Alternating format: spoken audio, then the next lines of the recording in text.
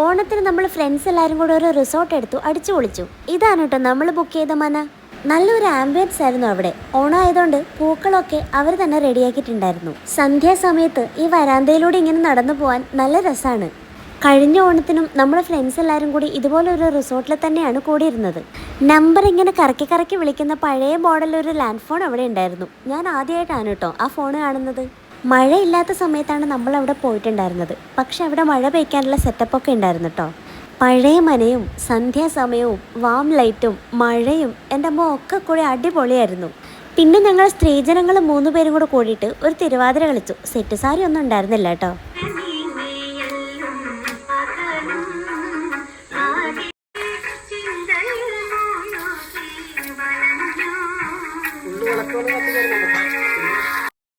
അങ്ങനെ ഒരു ഓണം കൂടെ കഴിഞ്ഞു. നാട്ടിൽ വന്നിട്ട് ഫ്രണ്ട്സുമായിട്ടുള്ള ഈ മൊമെൻറ്റ്സ് ഒന്നും ഒരിക്കലും മറക്കാൻ പറ്റില്ല.